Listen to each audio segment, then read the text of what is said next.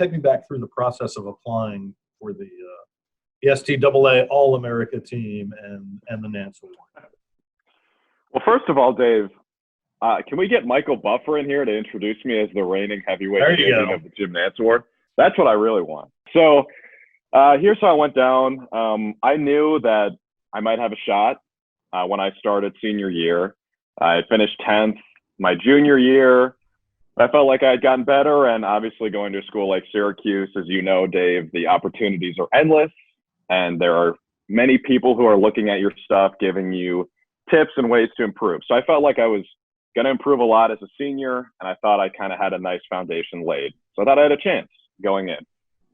So kind of like the Clippers this year, you know, like you never won it, but you feel like you have a good foundation going in. So, but what I tried to do is put it in the back of my mind throughout senior year, not worry about it.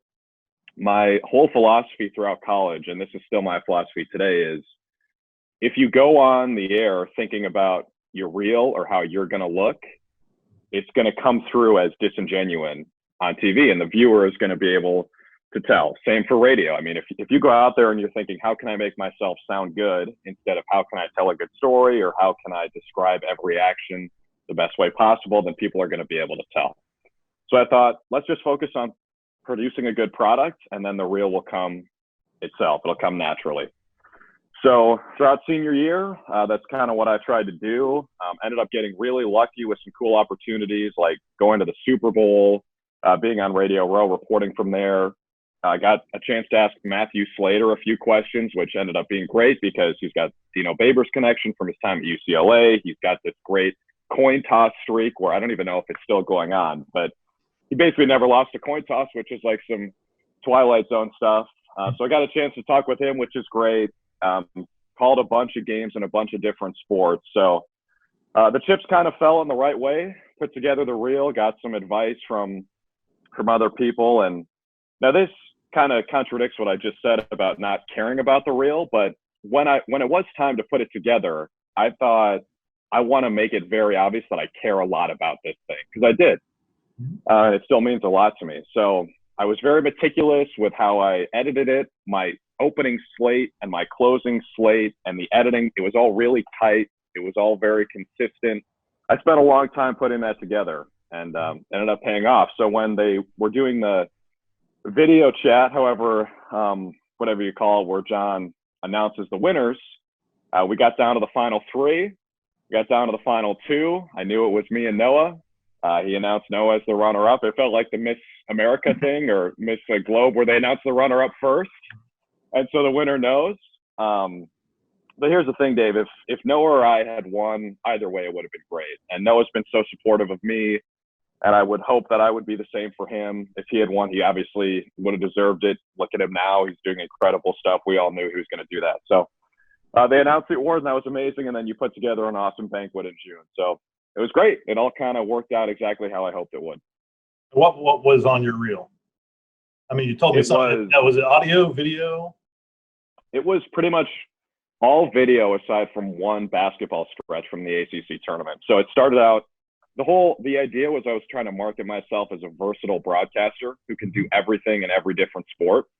So started with a bunch of different welcomes, like a quick hitting montage, like, hey, welcome to the Carry Dome. We've got lacrosse today. We've got tennis. We've got basketball, whatever it was that day. Then we went into a stretch of women's basketball play-by-play, Syracuse versus NC State. Unfortunately, we lost that game, but I thought it was a pretty good stretch. Late in the game, then it was my Super Bowl live hit, which, again, I was hoping would pop. And even if you see that on the slate, you'd say Super Bowl live hit, and maybe you just want to fast forward there because not everyone, like everyone's going to have basketball play-by-play, but not everyone's going to have that. So then it was radio play-by-play, a little montage of hosting in the studio, and then it actually ended with a bunch of closes. So where I would thank my partner, I would thank the producer and director, which I thought was a very professional thing to do. I thought that was a not college level thing. But that was, again, not really about the reel, more about just trying to make everyone who contributed and really drove the bus for the broadcast feel like they had been given a shout out. So stuff like that. I spent a long time kind of mapping it out, and it worked out. The winner of the 2019 Jim Nantz Award is a senior, bringing the trophy back to Syracuse, Drew Carter. I guess you knew you would get a trip to the NSMA Awards weekend. What was in your mind about what it was like? I'm sure you talked to people who'd been to it. So what was in your head before you came? Well, immediately I was nervous about giving this speech in front of everyone. I saw the Hall of Fame inductees. I'm like, oh my God. Like, Doc Emmerich is the greatest of all time in his sport, maybe in any sport. Doris Burke probably has the highest Q rating of anyone in media right now. Who doesn't love Doris Burke? Tony Kornheiser was probably the most special one to me because every day coming home from school, I would grab a bag of Flamin' Hot Cheetos in one hand. I'd grab a Mellow Yellow in the other hand. I would sit down and I would watch. It explains my awful figure now. I would sit down and I would watch Around the Horn and PTI. So TK, for my generation, he was not the writer from the Post. He was the guy arguing with Wilbon every day at 4:30 Central for me. So seeing him was incredible. And then Peter King, obviously a legend as well. So I was thinking, what the hell am I going to say to these people that makes me worthy of standing up here at this podium? And so I tried to keep it short and sweet. I mean, being introduced by Wes Durham, like, are you kidding me? For a 22-year-old, just turned 22. It was insane. So I was nervous about that. I immediately started putting my bullet points together. But I was more so excited, Dave, because I knew that the event was going to be amazing. I had heard from Katie, the previous year's winner, that you're going to meet so many great people and it's going to be such an awesome time. And so I was just trying to go in with an open mind and try not to vomit all over myself when I gave the speech. Yeah, you did a great job. Were you nervous when you got up there, or because you were cool on the Are you kidding me? Oh, see, I appreciate you saying that, but dude, I had to triple dry clean my shirt, my suit. I felt like Bruce Pearl coaching the game on the sideline. Man, I was sweating a lot. But well, thank you for saying that. But yes, I was very nervous. And you know, looking back on it now, how many people did you actually get to meet and talk to? Because for my money, that's the best part of our awards weekend is the networking that occurs.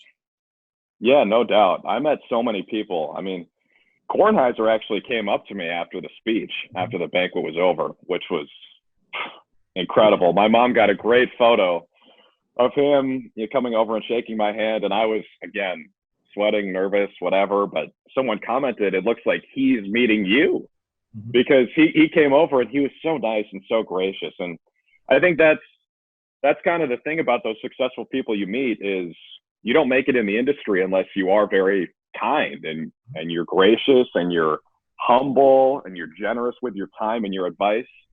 So someone like Tony Kornheiser doing that just kind of affirmed everything I thought about the industry. And there's so many great people at Syracuse who do the same thing. And I won't even bother trying to name all of them. But that was, I mean, again, that was a big lesson from the weekend is just be nice, work hard, treat people the right way, and everything's going to work out. But I mean, there are so many people who, not just the people I met, but the people who I kind of reconnected with, like some Syracuse people who I had seen there. Matt Martucci comes to mind. I had never actually met him in person, but it was great to finally do that. And he's a guy who's very successful. So that was great. I mean, also, who's the Syracuse, Demetrius Nichols. Right. I met him. We were walking down the streets of Winston-Salem, and I was like, wow, this is pretty cool. Here's a Syracuse basketball legend, I think you could say. He's playing for Boeheim's Army. And just an example of how the industry works, I've talked with him about Kevin Belby, who obviously runs Boeheim's Army. So he knows Demetrius pretty well. And I think Demetrius might have told Kevin, like, yeah, Drew's a cool guy. I think you should work with him. And now Kevin's my agent. And he has been for the last several months. So that, I guess, I mean, that's kind of how connections are forged. And again, if you're just nice and you treat people the right way, then everything's going to work out. I remember Greg Papa was a freshman at Newhouse when I was a senior. So I guess he and Sean McDonough were classmates. And then Sports Illustrated wrote a story about all the sportscasters who had come out of Syracuse. And this would have been mid-1980s, and wrote a story about Greg Papa happened to be the sports director at WAER, one of the school radio stations. And as I tell people, he doesn't have to now print a resume because there's a whole story about him in Sports Illustrated. Yeah. Winning this award, kind of the same thing, yes? I think so. It definitely gives you some credibility. It gives you some juice heading into the industry, which normally as a college kid graduating, you wouldn't have. You would just be one of many on the conveyor belt, especially at a place like Syracuse. It's kind of hard to separate yourself. So I owe a lot to John Chalesnik, obviously creating this award. I think he created it, right? Yes. Was it all kind of his brainchild? So obviously without John, I wouldn't have that. And I mean, basically, imagine walking up to the table, you now have a bargaining chip, which normally you wouldn't have. So yeah. I mean, it kind of gave me that jump start that I sort of needed heading into the industry. And my first job, which I'm still doing here in Birmingham, they found me via my Nantz reel. That was the first they had ever seen me. And then they reached out to me and asked me if I could do more of the reporting anchoring side. And I said, yes, I'd love to. And so we kind of got the ball rolling there. And next thing I knew, I had my first job living in a place I had never even really thought about. But that's kind of the beauty of the Nantz Award, is you never know where it's going to take you. Right. Did you have a preference on what facet of the industry you wanted to go into? Play-by-play, reporting, anchoring, little of everything? What you just said, Dave, is ideal. I'd love to do all the above. I know it's kind of hard to do that right out of school, but play-by-play is what I really want to emphasize. And so it was actually a really hard decision whether or not to come down to Birmingham. But again, lots of mentors, lots of friends gave me great advice, and I decided it'd be the best thing for me. It's better to be here than sitting at home in Minnesota. There's no doubt, doing nothing. But should I wait for that perfect play-by-play opportunity to come about, maybe from, a regional network, or maybe I could even aim a little bit higher and go maybe an ESPN or a Fox Sports, whatever. But I decided to come down here, and it's been great. So ideally, I'd like to do play-by-play full-time. And I'm doing a little bit on the side right now for Big Ten Network. Obviously, that has been canceled along with the rest of the sports world. But I would like to get back into doing play-by-play full-time eventually. Yeah. And the network's not headquartered there, but the SEC is headquartered in Birmingham. So, again, it comes down to that networking thing. You never know who you're going to talk to at the right time, or who's going to see you on the air one night. Right. You can make your interest. Yeah. There you go. Greg Sankey is a Syracuse alum. Really? The SEC commissioner. Yeah. So he's also, well, here's the thing is he's in the SEC. So everyone assumes he went to an SEC school, but do a little research. He went to Syracuse, and he's a native of Auburn, New York, which is where I worked. Yeah. For the Auburn Double Days, or is that it? There you go. Yeah. And so I've been trying to track down Greg Sankey forever, but he's a hard guy to get a meeting with. I'll tell you that. I saw him driving in downtown Birmingham the other day. I thought about just running in front of his car, saying, "Hey, Greg, go Double Days," and maybe I don't know what the next move would have been there, but yeah, he seems like a good dude. So yeah, you're right. You'll never know who you're going to meet. I've been introduced to an entirely new set of characters that I didn't even know existed. You've got not only the local sports people in Birmingham, but from Montgomery, from Dothan, from Mobile, Huntsville. I didn't even know half of these cities existed. I couldn't have pointed to them on a map, and now I know all these people from across the Southeast. Well, if you had been like me and been a geography minor at Syracuse, you may have known all those places. Yeah. So you know our Alabama Sportscaster of the Year from last year, right? Lauren, right? Lauren Sisler. Yeah. Yeah. Met Jim Dunaway, who used to work at your station. Oh yeah. Dunaway, we have a memorial to him in our sports department, right underneath the editing computer. It's called the Jim Dunaway Memorial Editing Station, and the quote is, "He never learned how this contraption worked." He didn't edit a lot of video. Lauren was great because she also worked at CBS 42, even more recently than Dunaway did. And so when I was trying to make the decision to take the job, I had never really spoken to her outside of Winston-Salem, just for a couple minutes, but she called me and we talked for a while and she gave me some good advice. She kept it real, kept it 100, as the kids say. And so that really helped making my decisions. She's great.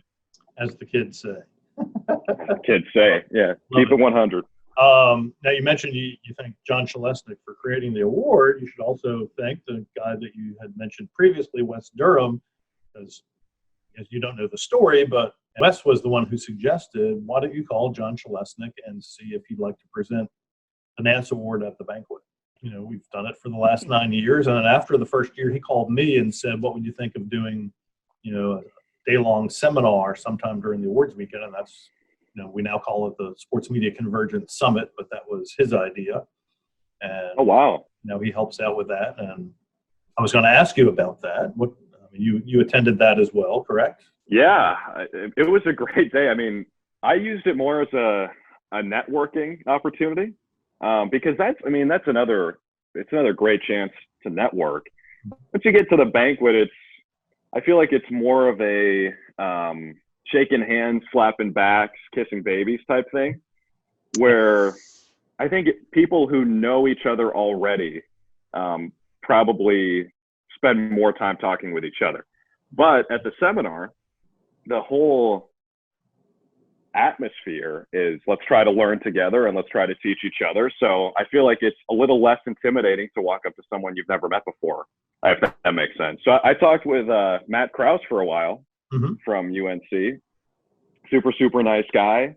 He was actually one of the first people I met when I got to Winston-Salem. But yeah, that's another great chance to meet people. And then obviously you learn a lot from the seminars. The play-by-play prep seminar was, that was pretty informative. And it kind of gave me an idea of how to do this like a pro, because you do it one way in college and you're kind of just trying to get by, flying by the seat of your pants. But then, if you're going to do it for real, I think you got to make some changes.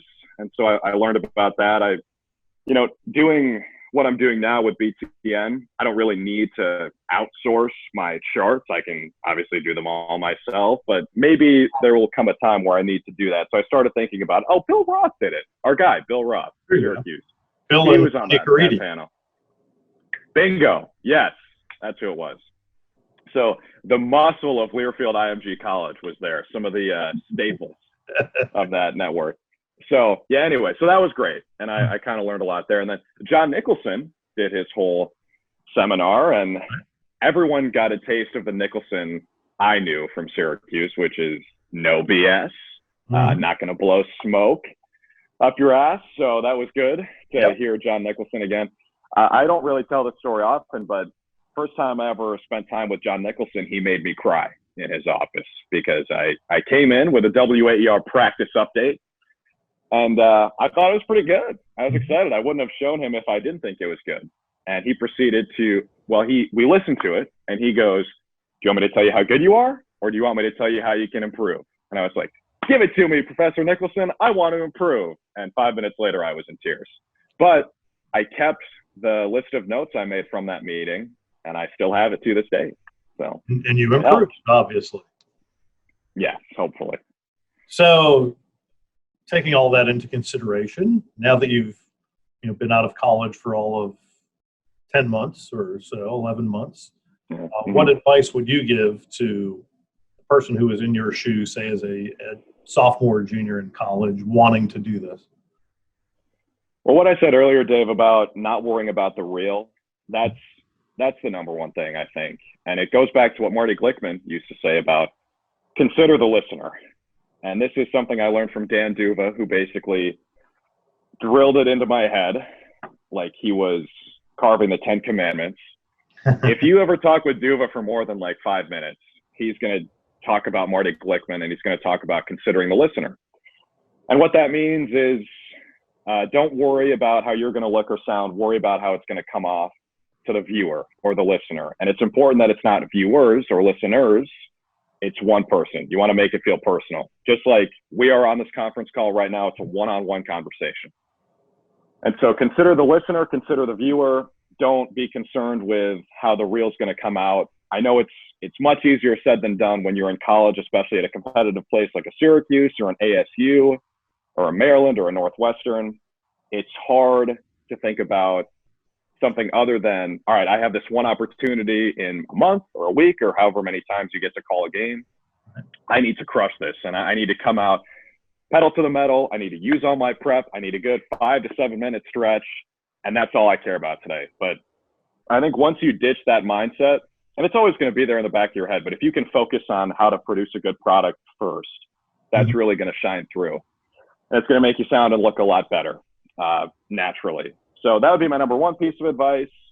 Number two is try to do as much as possible. I never said no when I was at Syracuse. And again, in a place like Syracuse, it's like, I'm not trying to commend myself for doing that, because if you said no, you were basically blackballing yourself. There's so many people who want to do it at Syracuse. If you say no, then that's a really dumb move. But again, I think it's really important. And I remember there was one time when I took on the Crunch internship in November of my sophomore year. I was already super busy. I thought I was pretty much the busiest guy on campus already. And a couple of my friends, they were worried for me. They were thinking, you already got so much on your plate. You already almost never come out with us in the first place. And now you're going to add this Crunch internship with Darth Duva as your boss. So how are you going to have any time to do anything? And I just decided that this was so important to me that it was worth it. This was going to be priority 1, 2, and 3 for me. And that's kind of still my mindset. I mean, Dave, I moved to Birmingham. I uprooted my entire life. I know almost no one down here. My best friend outside of the newsroom is my barber, who is closed down until April 1st due to COVID-19. So that's why my hair looks like this. At least April 1st. At least April 1st. So, and I live alone. I have almost no social life. So a bad day at work is basically a bad day, period. But I wouldn't have it any other way. And maybe my priorities will change once I get a little bit older, but I think this is the time to do it. So my advice to someone in college would be, you're only in college for 4 years. And once you get out of there, you are going to have 1% of the opportunities you did when you were in school. So take advantage of every one, and I guess try to make your own opportunity. I was fortunate to go to a place where I ended up with a lot of opportunities. I had people looking out for me. So I could kind of just follow the path and keep climbing the ladder. And I always knew where that next rung was. But that's not always going to be the case, like once I got out of school.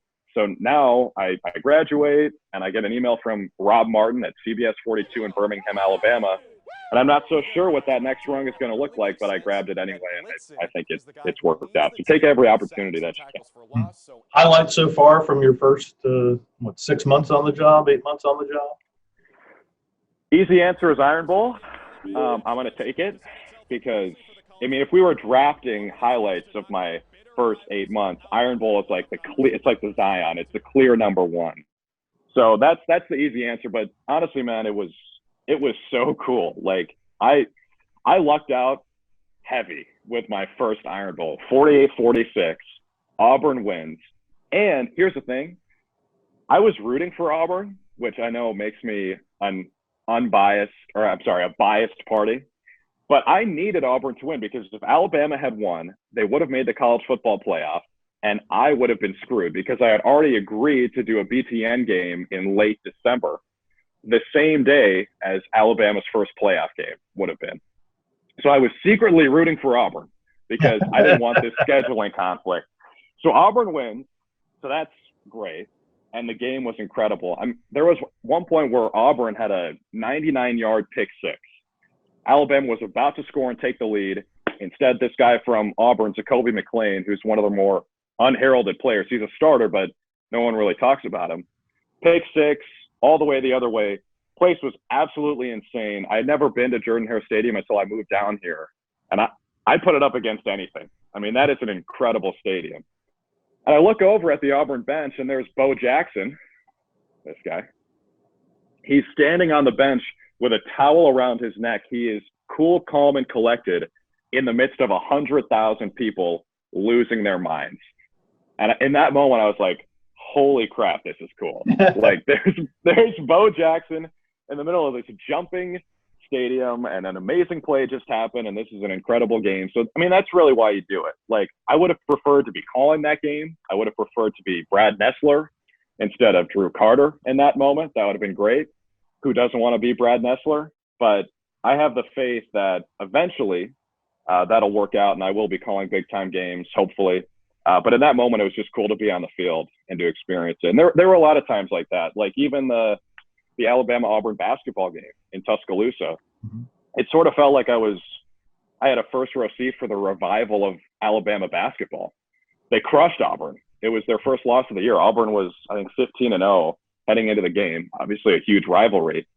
Alabama basketball, nobody really gives a crap down here because they aren't very good, and people are more focused on football. They couldn't fill an arena in Birmingham for a game against Samford this year, which I thought was kind of pathetic. But playing Auburn, people are going to care, and they saw firsthand why what Nate Oates is doing is good and promising. So anyway, I'm kind of rambling here, but so many cool moments covering these live sporting events like that. That is why you do it. So that's pretty cool. Drew, I appreciate your time. Thank you very much. Best of luck, and look forward to following your exploits.